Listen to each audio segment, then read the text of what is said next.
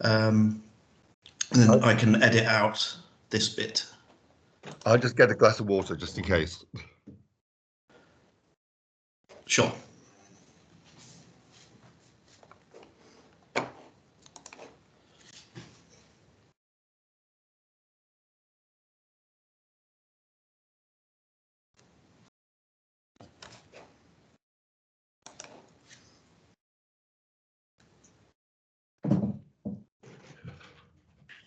You don't have any slides, do you?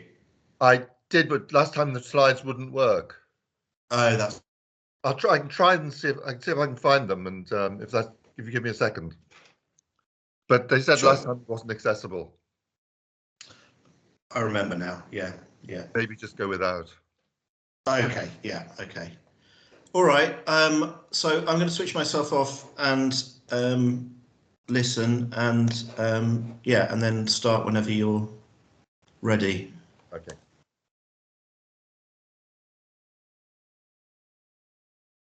I would like to begin by thanking Douglas Carr for the invitation to contribute to today's proceedings. This gave me an opportunity to revisit the Sherlock Holmes stories, which have been a repeated, intermittent part of my life, and to reacquaint myself with Professor Challenger, whom I vividly remember encountering with all his terrifying energy as a schoolboy. Above all, preparing for this lecture has given me the chance to make the acquaintance of the delightful Brigadier Gerard. My focus will be what Doyle describes in the Bruce Partington plans as that secret history of a nation, which is often so much more intimate and interesting than its public chronicles. So the first section of this lecture is called Secret History. And I want to begin then with a novel that was well known to Conan Doyle, Wilkie Collins's 1868 novel, The Moonstone.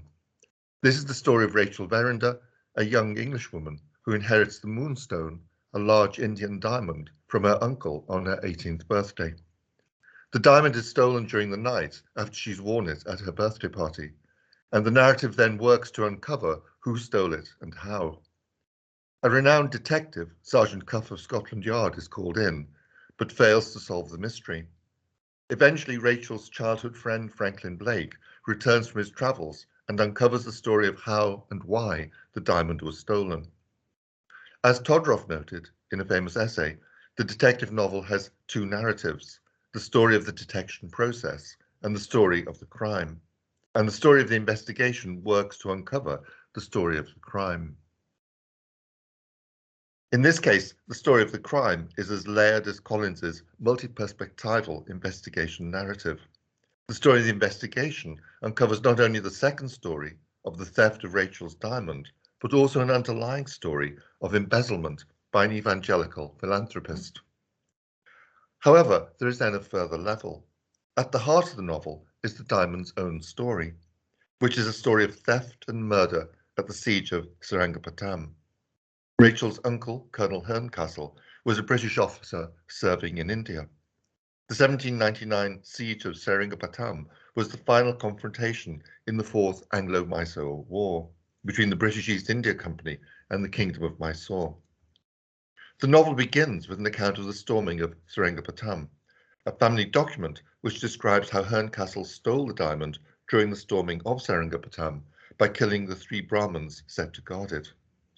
Suspicion for the second theft of the diamond, its disappearance after the birthday party, accordingly falls on 3 Indian jugglers who'd called at the house at the time of the party. From another perspective, the suspicion directed at the Indians can be seen to represent an unacknowledged guilt about the extractive colonialism imposed on India. From this outline of the novel's plot, I think we can see a number of reasons why it might have interested Conan Doyle, and a number of elements in common with Conan Doyle's own fictions. The most obvious, which relates to Doyle's later Sherlock Holmes stories, is the underlying narrative of the failure of the Scotland Yard detective and the success of the gentleman amateur, Franklin Blake. The Metropolitan Police had been established fairly recently in 1829 and moved into Great Scotland Yard in 1837. In the background to the Moonstone was Jonathan Witcher and the Constance Kent murder of 1860. Witcher, who was one of the original 8 members of the detective branch of the Metropolitan Police, established in 1842, was called in to assist the local police. but his investigation was hampered, as is Sergeant Cuff's case, by the class difference between the detective and those being investigated. The figure of the gentleman detective, not to mention that of the unofficial consulting detective, creates a quite different class dynamic. The second element is the problematic history of the British Empire. Lynn Pickett observes that The Moonstone, like Collins's later novel Armadale, problematizes the relationship between colony and metropole through narratives in which the home country is invaded or otherwise threatened by Creoles like Ezra Jennings or by Indians. In both novels, she observes, the main narrative concerns the disruption of English domestic life by a colonial legacy. We might think of Conan Doyle's early story, John Barrington Cowles, a story of animal magnetism and the power of the mind over matter, and perhaps something more sinister, as an instance of this colonial disruption. Cowles is the son of a colonel in a Sikh regiment. His birth in India has given him, we're told, an ardent tropical disposition, and perhaps also his highly strung nature.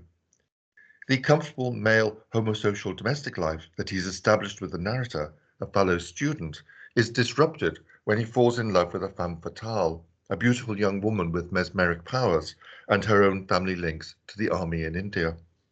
The story foregrounds Cowles' Indian origins, while the young woman's background and the precise nature of her powers remain simply some dark fatality. A better example, perhaps, is the early novel The Mystery of Cloomber, published in the Pall Mall Gazette in 1888. This overheated and somewhat insubstantial work is clearly influenced by The Moonstone. It uses the same narrative device of a series of testimonies assembled by an editor, and the solution to the strenuously worked-up sense of mystery is to be found in an incident in 1841 at the end of the First Afghan War. Major General Heatherstone, ex-Indian Army, has brought his family to a remote house in Wigtonshire, in what might be seen as the Scottish borderlands, not far from Glentrool, where Robert the Bruce famously used the equivalent of mountain passes to defeat the English army in 1307. In Doyle's story, attention is drawn to the general's shattered nervous system, and there are repeated reminders of some deadly danger hanging over his head. Both of these are revealed to be related to a mysterious noise which haunts him, which is compared somewhat pathetically to the noise made by a bicycle alarm, and no less pathetically is identified later as an astral bell.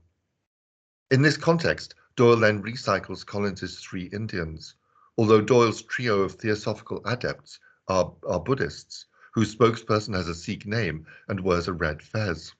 This incoherent grouping marks the start of a recurrent trope in Doyle's work of an exotic foreigner coming to Britain to carry out a revenge killing. Doyle, of course, never went to India. As Douglas Carr points out, his knowledge of the East was second-hand and entirely textual, pure Orientalism. And in this story, he somewhat incoherently presents two stereotypes of the East. The first is the idea of the Indian subcontinent as the locus of spiritual knowledge, as represented by the Lama in Kipling's Kim, or less readably, in, at least for me, in the work of Madame Blavatsky. Doyle's adepts have telepathic and mesmeric powers, are capable of a form of spiritual teletransportation, and seem centuries old. Indeed, two of the three adepts have progressed so far in their spiritual development that they seem beyond human interaction. The second stereotype is what Carr calls Oriental bloodthirstiness. This finds its perfect embodiment in the Andaman Islander in The Sign of Four, although the Indians in this story are also more loyal and noticeably better at keeping their word than the English. In The Mystery of Cloomber, Doyle's revenge plot requires him to combine these two stereotypes. He effects this in part by separating the two most advanced adepts from Ram Singh, who acts as the go-between between this group and the good people of Wigtonshire. But this doesn't really solve the problem, as Doyle's narrator is forced to admit. He says, "It was difficult for me to associate the noble-faced Ram Singh's gentle, refined manner and words of wisdom with any deed of violence." The real revelation, however, is the penultimate chapter. This consists of an extract from Heatherstone's 1841 daybook, which recounts the critical incident in which Heatherstone killed a Buddhist holy man during the First Afghan War. This is the action which has brought this suffering on himself and his family. Following the collapse of the British garrison at Kabul, Major Heatherstone had allowed a rout of Afghan forces to turn into a massacre. This is the context for his murder of the holy man. What is striking in this narration is the racist language, the pervasive racist attitudes. The Pathans are described, to take a mild example, as personifications of the devil to look at, and the representation of the army's lust for slaughter. Doyle's narrative in the Daybook fits perfectly with Said's account of the recurrent tropes of Orientalist discourse. Quote, the notions about bringing civilization to primitive or barbaric peoples, the disturbingly familiar ideas about flogging or death or extended punishment being required when they misbehaved or became rebellious. This killing of a holy man, itself a synecdoche for the larger massacre, is the key to the mystery of Clumber, the secret guilt that the general is unable to articulate, that finds expression in the imperialist paranoia of this Gothic tale.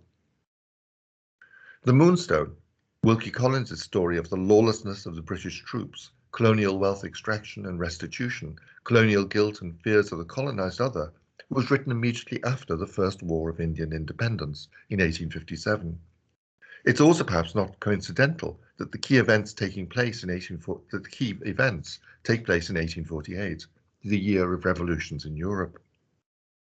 As Peter Koreschlow observed, with the Moonstone, Collins develops a new subgenre, the detective novel, to investigate the insidious effects of empire upon the morality of the British class structure. It's that subgenre with which I want to now begin.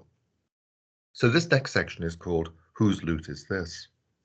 I want to approach this aspect of Conan Doyle's work through its publication context. Like many other authors of this period, Conan Doyle's career would have been unimaginable without the expansion of the periodicals market at the end of the 19th century, which was itself in part the result of developments in print technology, and in part the result of new readerships. As Philip Horn has noted, the publishing scene for short fiction opened up enormously in both Britain and America in the period from 1890 to 1910. As Horn observes, magazines multiplied from the 1880s onwards, and the success of The Strand from 1891, with its emphasis on short stories, seems especially to have led to a tremendous increase in demand for work in that form. By 1910, there were 155 quarterlies in London and 797 monthly magazines. I'll have more to say about Strand magazine in a moment. At this point, I want to consider briefly how Conan Doyle's family background was conducive to his involvement in this world of periodicals. His grandfather, John Doyle, began life as an equestrian artist in Dublin. After he moved to London, he took advantage of new developments in lithography and made a comfortable living by publishing political sketches. His uncle, Richard Doyle, had a successful career as an illustrator, which included designing the masthead for Punch, a masthead which remained unchanged for nearly a century. His father, Charles, had a somewhat less successful career in the same field, but nevertheless published work in publications such as The Graphic, self-described as a superior illustrated weekly newspaper, and set up in 1869 as a rival to the Illustrated London News. On his paternal grandmother's side of the family, his great-uncle Michael Conan was a journalist working for the Morning Herald before he moved on to the monthly Art Journal. Doyle was thus familiar with the world of periodical magazines and journalism from an early age. The literary monthlies, Revue des Deux Mondes and Blackwood's Magazine, were part of his childhood. The former an elite vehicle of high culture since 1829, the latter a combative Tory journal when it was founded in 1817, by the end of the century was the home of a staunch imperialism. In 1879, Doyle sent his first story, The Haunted Grange at Gorsthorpe, to Blackwood's, where it languished in the slush pile. It was a less distinguished Edinburgh weekly magazine, Chambers' Edinburgh Journal, which carried his first published story, The Mystery of Sasassa Valley, in September of that year. Chambers' Edinburgh Journal was edited by William and Robert Chambers, who were committed to popular education and keen to put knowledge and fiction cheaply into the hands of the man in the street. Chambers' cheap literature movement was designed to put literature into the hands of the man in the street and so on. Doyle's story, set in South Africa, involves two Brits becoming wealthy by ignoring the superstitious fears of the local people about the value of the title, and then discovering a diamond, thus turning a ghost story into a story of wealth extraction. The following year, another short story, The American's Tale, set in Montana, was published in London Society, an illustrated monthly magazine launched in 1862 by his father's friend James Hogg, in imitation of the Cornhill magazine. London Society published 3 more of Doyle's stories over the next couple of years, and he subsequently published in a number of other magazines, from minor magazines like Bow Bells and Belgravia to established literary journals like the weekly All the Year Round, which Dickens had founded in 1859, and the monthly Cornhill magazine, founded in the same year, published by Smith Elder, which Thackeray and then Leslie Stevens had edited. The new editor, James Payn, who'd edited Chambers' Edinburgh Journal through the 1860s, aimed to make the Cornhill more popular, which perhaps means taking it down market. During Leslie Stevens' editorship, the circulation had dropped from 20,000 copies to 12,000 copies. At its peak, the Cornhill had had a circulation of 110,000 copies. Payn aimed to increase the circulation by reducing the price from £1 to 6pence, by increasing the number of illustrations, and by bringing in younger writers like Conan Doyle. Doyle's first Sherlock Holmes story was the novel A Study in Scarlet, which was published in Beaton's Christmas Annual, an annual paperback magazine, in 1887. Beaton's Christmas Annual was founded in 1869 by Samuel Beaton, the publisher of Mrs. Beaton's Book of Household Management, and other guidebooks, as well as the boy's own paper, where Doyle had already published stories. Doyle had sold the copyright for £25 to Ward, Lock and Company, a down-market company which specialised in cheap sensational fiction. A Study in Scarlet begins with Dr. Watson's reminiscences of his arrival in London, after being invalided back from Afghanistan, after being wounded at the Battle of Maiwand. His health irretrievably ruined, and his nerves also ruined. In short, Watson, like General Heatherstone, is introduced as another returned colonial with a psychic wound. The Battle of Maiwand of the 27th July 1880 was one of the major battles of the Second Anglo-Afghan War. The First Anglo-Afghan War, which was also known as the Disaster in Afghanistan, had been fought from 1839 to 1842. The main British Indian force occupying Kabul had been almost completely wiped out in the January 1842 retreat from Kabul. The British then sent in an army of retribution later that year, who retook Kabul with a campaign of rape and murder, before withdrawing once again.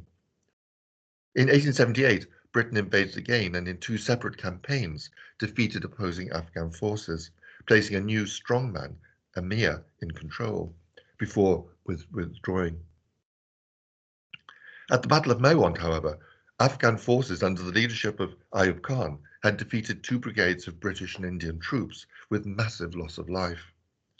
As Watson observes in A Study in Scarlet, he'd seen his comrades hacked to pieces at Maiwand. Originally, Watson was to have seen military service in Sudan, which was in British minds at the time because of the siege of Khartoum in 1884 and the subsequent death of General Gordon and 7,000 defenders at the hands of the Mahdists. This was the culmination of a succession of British military defeats in Sudan, at El Obeid in 1883, at El Teb in 1884. Perhaps this particular wound was still too fresh for Doyle's readers. In either case, Doyle was placing a British defeat at the imaginative start of his fiction. Watson's injury and the experiences which have ruined his nerves was the mark of a wider contemporary British trauma.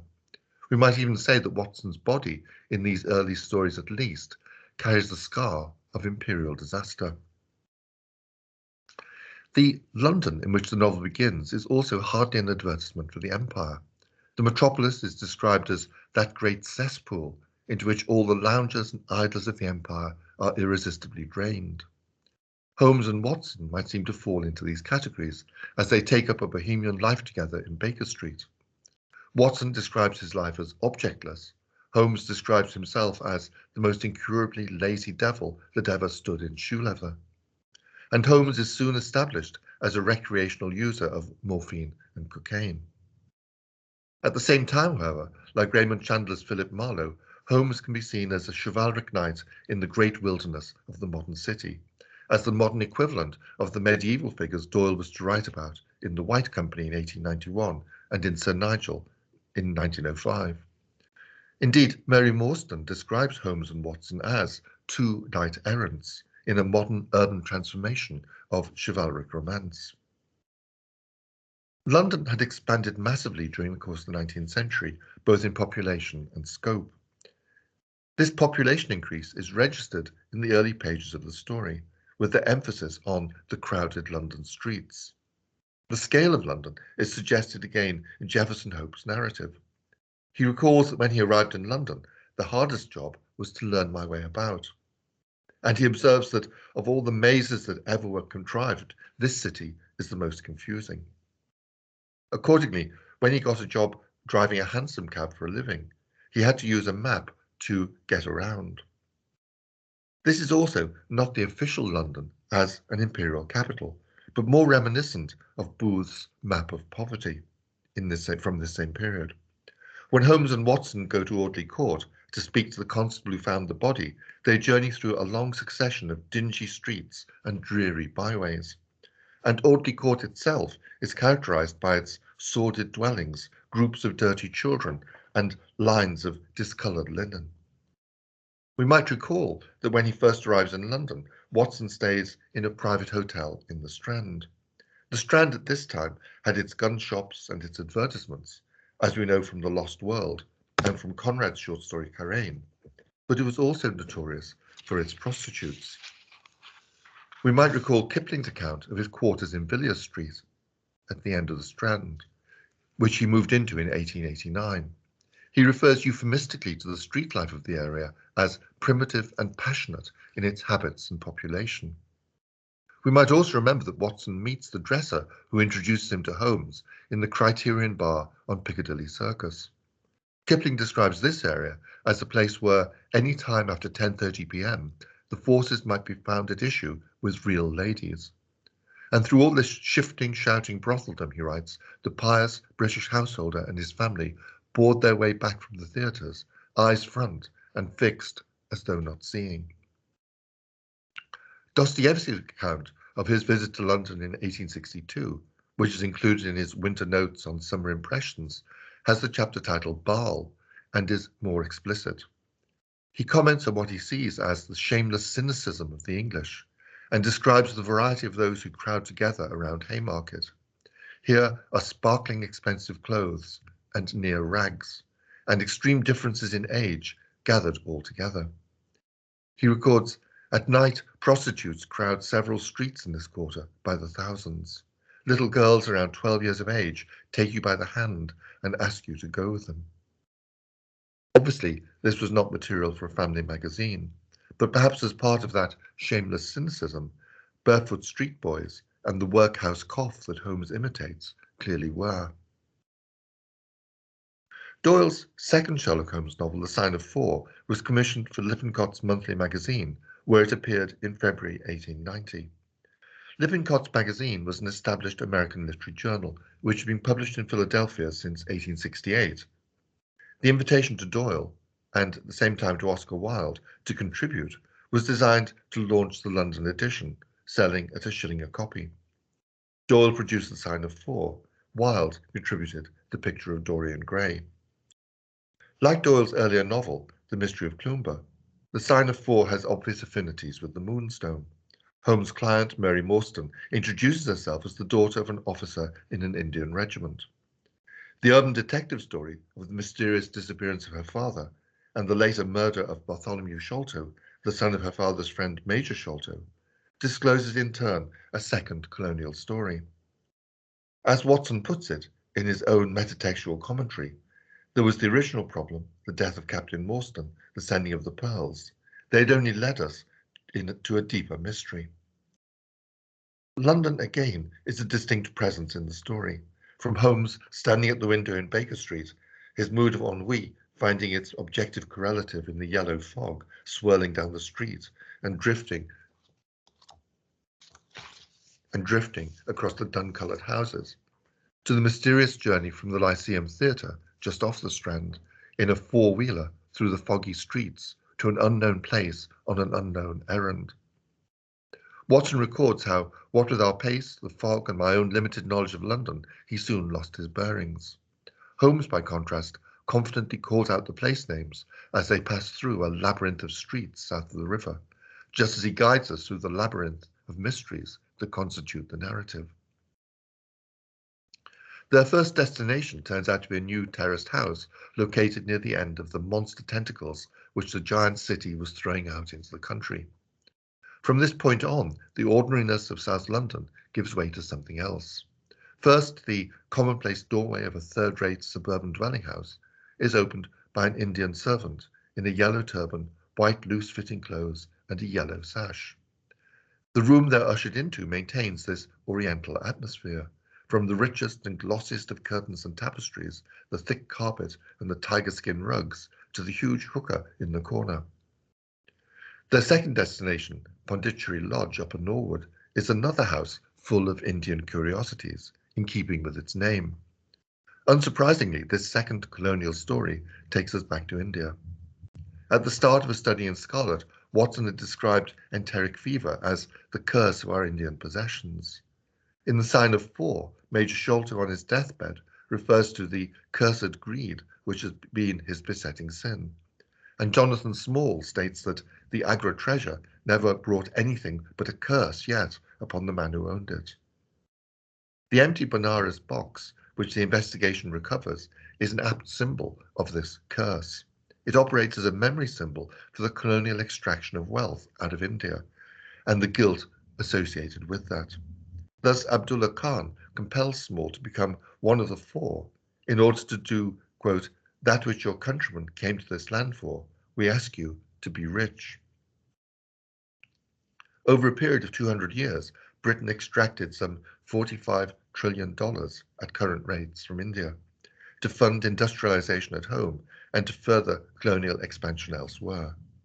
However, the narrative association of the treasure with the 1857 War of Independence also makes the box a memory symbol for the traumatic experience of the uprising in the colonial consciousness.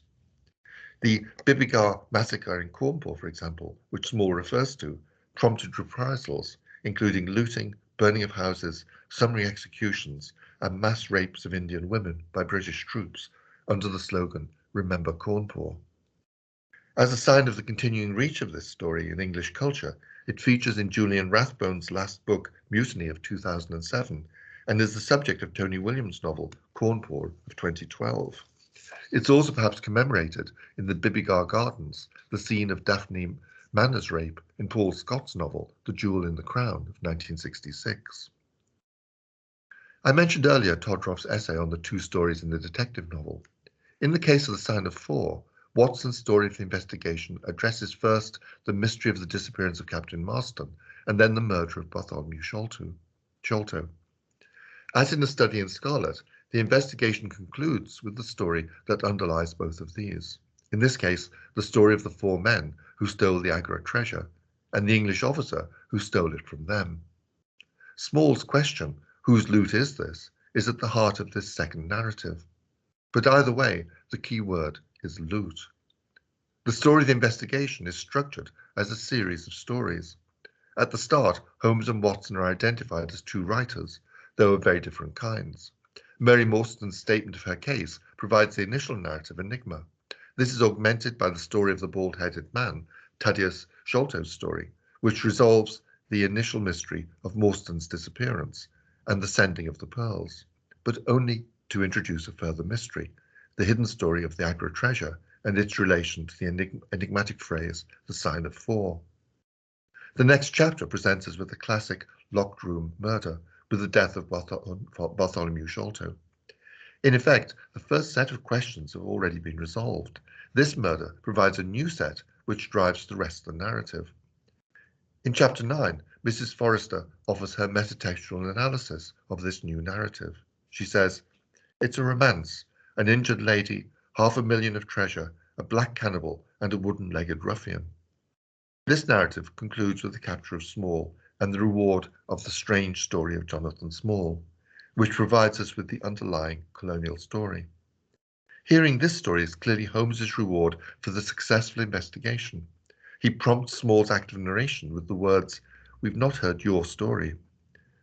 Befitting the published author of Holmes's stories, Watson, for his part, responds to Small's narration, not just in relation to its content, but also its style. "I had now conceived the utmost horror of the man," he writes, "not only for this cold-blooded business in which he'd been concerned, but even more for the somewhat flippant and careless way in which he narrated it." The next section I've given the title, "The Dog That Barked in the Night." It was, of course, Strand magazine with which Doyle's name was most closely associated. This was a new monthly magazine founded in 1890 by George Newnes and edited by Herbert Greenhow Smith.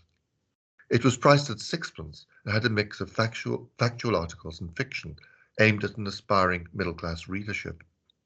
It also took advantage of new developments in print technology to include an illustration on almost every page.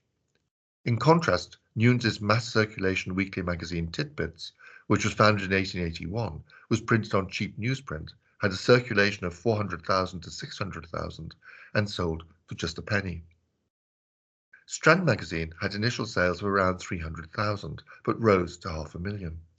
Instrumental in that rise was the regular publication of Doyle's Sherlock Holmes stories, with illustrations by Sidney Paget. A Scandal in Bohemia was the first of a series of 6 tales. As Andrew Lycett suggests, Conan Doyle had decided that old-fashioned serials were no longer suited to modern readers. Instead of a lengthy narrative unfolding over several issues, Doyle was offering self-contained stories linked by a set of core characters.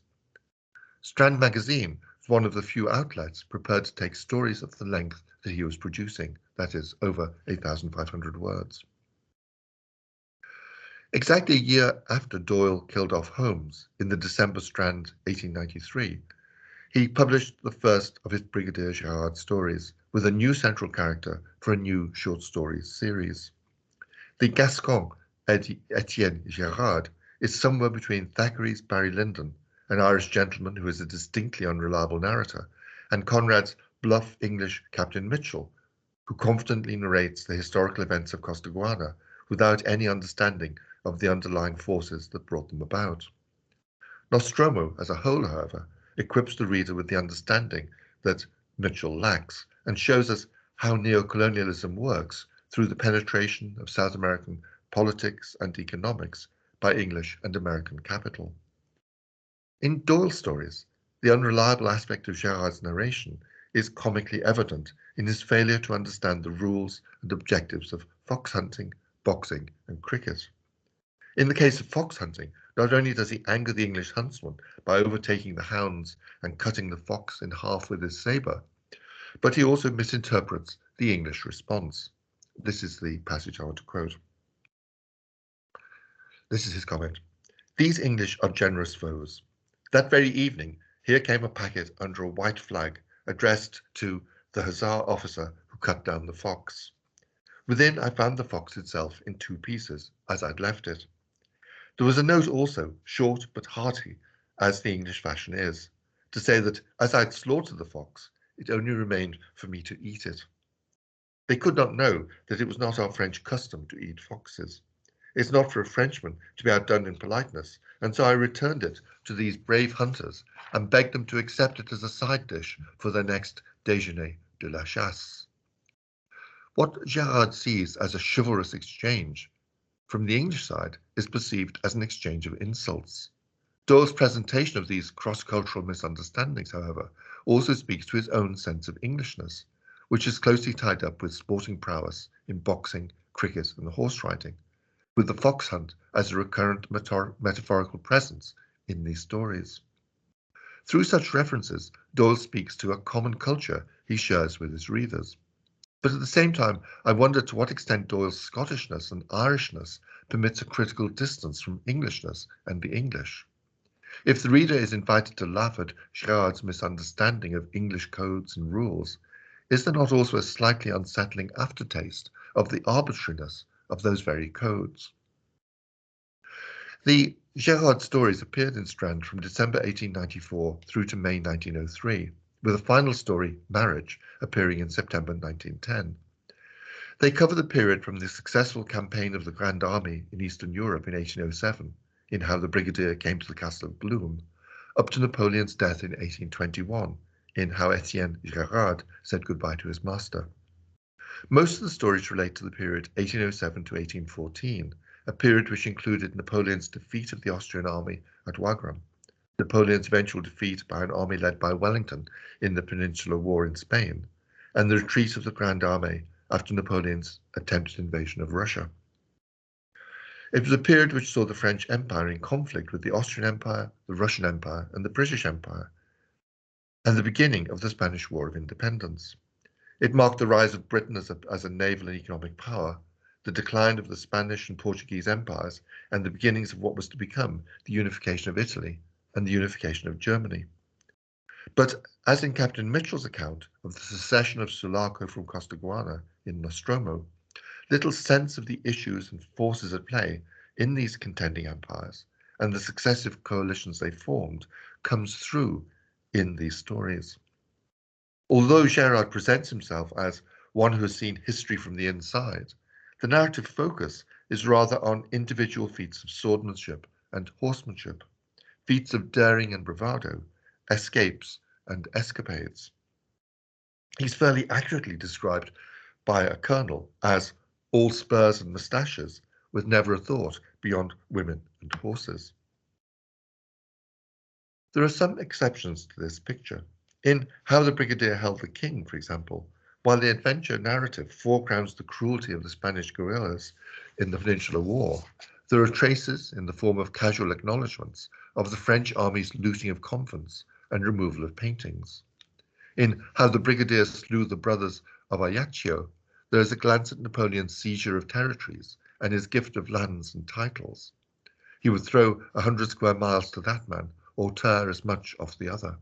And there's a glimpse of the scheming of Talleyrand behind Napoleon's back. In How the Brigadier Came to the Castle of Gloom, for example, there's a sense of conflicts from the early revolutionary period still playing themselves out as the son of an aristocrat takes his revenge on the Jacobin who killed his father. But perhaps most interesting is How the Brigadier Played for a Kingdom, which begins with the French army's return across the Elbe in 1812 as part of the retreat from Moscow. Gerard notices a change in the political atmosphere in Germany. He observes at the start of the story, things have been happening in Germany then during our absence, and the giant sleeper had begun to stir. And the story concludes with similar reflections as he senses that Napoleon's star has waned. He concludes from his experiences with the Princess of Saxe-Felstein that there was something terrible in this strong, patient Germany. In part, this is a recognition of the alliance against Napoleon that was formed between Russia and Prussia, and several other German states, in March 1813. However, when the story was published in December 1895, Doyle and his readers might well have had in mind more recent developments in Germany.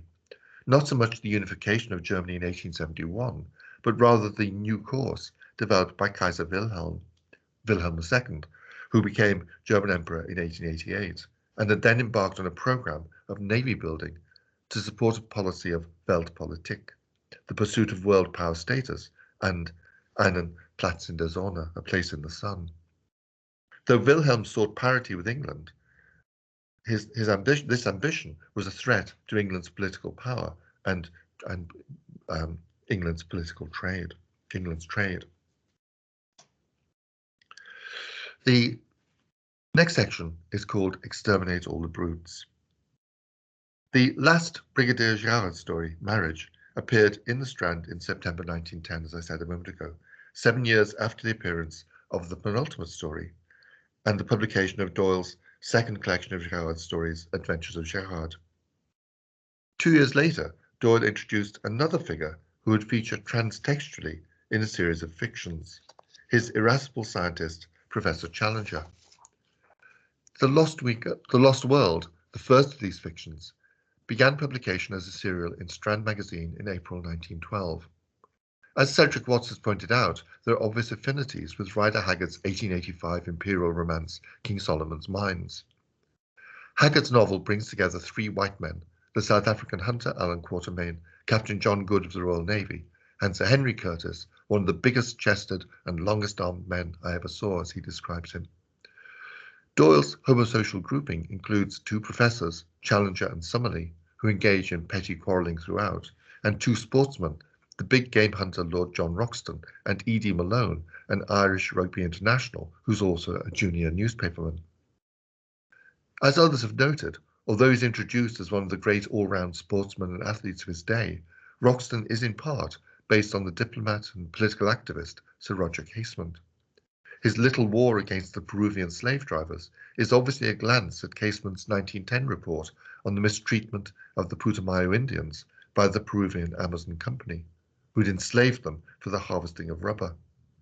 E.D. Malone, similarly, is a glance at E.D. Morel of the Congo Reform Association, which had sought to expose the similar enslavement of the peoples of the Congo by King Leopold's companies in the ironically named Congo Free State. Casement had written a report on conditions in the Congo Free State in 1904, which had been instrumental in the ending of Leopold's private ownership of the Congo. As in King Solomon's Mines, the expedition of this group is inspired by a found document, in this case the sketchbook of the dead American explorer Maple White. In King Solomon's Mines, the map given to Quatermain by the dying Jose Silvestre. In both novels, the expedition discovers a lost world protected by a geological formation, takes part in a local conflict, and returns home with diamonds. In the Lost World, the Europeans join the Indians who live on the plateau in the war of extermination against the less evolved ape men. Darwinism provides a rationale for genocide. As the narrator puts it, at last man was to be supreme, and the man-beast to find forever his allotted place. Since they are doomed to extinction in the evolutionary process, that is, the logic is they can be slaughtered. The same rationale was used in relation to various indigenous peoples in the real world. We might think of the genocide of the indigenous people of Tasmania by British settlers during the 1820s. But Doyle also provides another explanation for this genocide, namely the lust of slaughter that appears in Challenger's eyes. Malone too admits that in this battle the bloodlust was on me, and he found himself cheering and yelling with pure joy of slaughter. If The Lost World follows the narrative pattern of the imperial romance, King Solomon's Mines, it also echoes elements of Conrad's anti-colonial novella, Heart of Darkness. Thus, at the start, the editor McArdle observes, "The big blank spaces in the map are all being filled in, and there is no room for romance anywhere," as if recalling Marlowe's words about maps in Heart of Darkness. There is then a journey up a river amidst primeval woods in both works, and where Marlowe had suggested that going up that river was like travelling back to the earliest beginnings of the world, Malone and his companions effectively go back precisely to those earliest beginnings. Their discovery of a European precursor with bamboo growing through his smashed ribs recalls the description of the remains of Marlowe's predecessor, Fresleven, the grass growing through his ribs in Heart of Darkness, as the result of his run-in with some villagers. And the repeated concern about faked photographs recalls Marlowe's observation on the portrait photo he finds among Kurtz's effects. Marlowe observes, "I know that the sunlight can be made to lie too, yet one felt that no manipulation of light and pose could have conveyed the delicate shade of truthfulness upon those features." At the end of Heart of Darkness, Marlowe returns to the sepulchral city and visits Kurtz's intended. The Lost World ends with Malone's return to Gladys, gaining whose love had been the motive for his quest. In Doyle's misogynistic ending, Gladys has married a solicitor's clerk and is criticized for her selfishness and fickleness. As a result, Malone returns to the good comradeship of men and ends the novel hand in hand with Sir John Roxton. I mentioned a moment ago the novel's links to the Congo Reform Association. In 1907, Doyle became involved with E.D. Morel, who'd founded the Congo Reform Association 3 years earlier. He was one of the signatories to a protest letter to the Times in 1908, and in 1909 he published The Crime of the Congo. Perhaps unsurprisingly then, the Congo exists as a distinct trace in this novel. When Malone talks about Sir John's war against slavery in Peru, he observes that, as in the Congo, rubber had become a curse to the natives, which can only be compared to their forced labor under the Spaniards upon the old silver mines of Darien.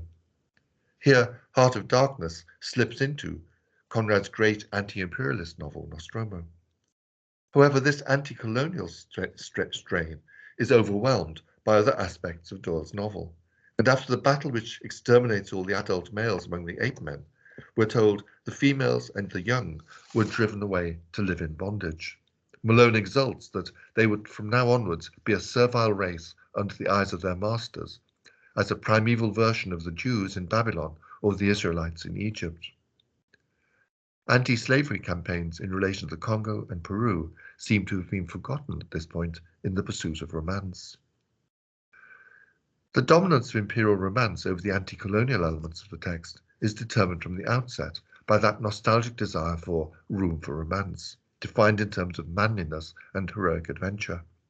Gladys had provided the model in her desire for a harder, sterner man, a man who could do, who could act, who could look death in the face and have no fear.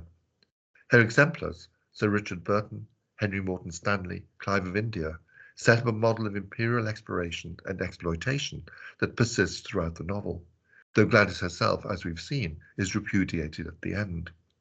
Lord John Roxton embodies this ideal, so that his replacement of Gladys in the conclusion is perhaps less surprising. Although he might have been inspired by Sir Roger Casement, his actions in the novel, as we've seen, promote very different values from those associated with Casement.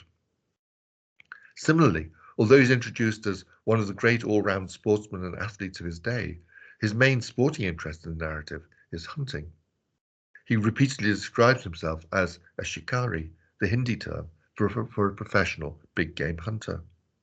He is interested in collecting hunting trophies, and the big game hunt provides one of the narrative models for the group's adventures in the Lost World. We might recall the description of his room in Albany with its atmosphere of masculine virility.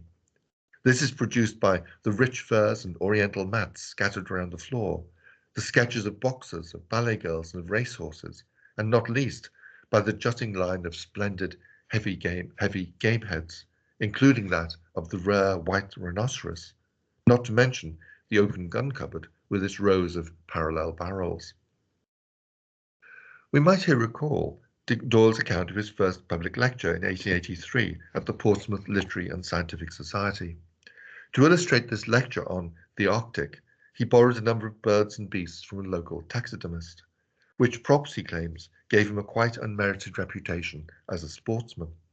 We might also recall how one of the sources for King Solomon's Mines was F.C. Salus's memoir, A Hunter's Wanderings in Africa, of 1881.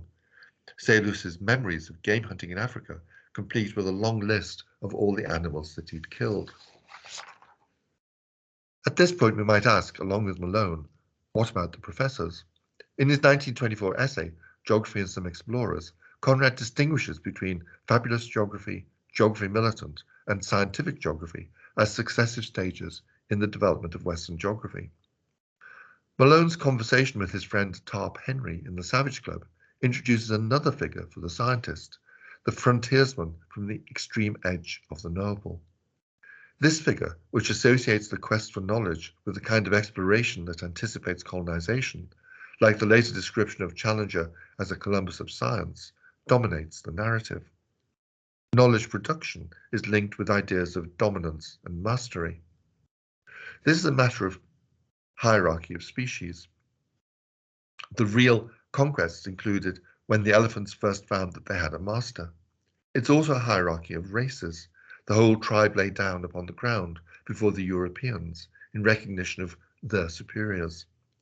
The end of the novel also gives us a glimpse of what the future holds for the Indians who inhabit the lost world. When Malone casts a farewell glance at that strange land, soon to be vulgarized, the prey of hunter and prospector. Lord John's discovery of diamonds on the plateau, and his reference to the great De Beers diamond mine of Kimberley, projects a future of diamond rushes, colonial administration, and extractive capitalism.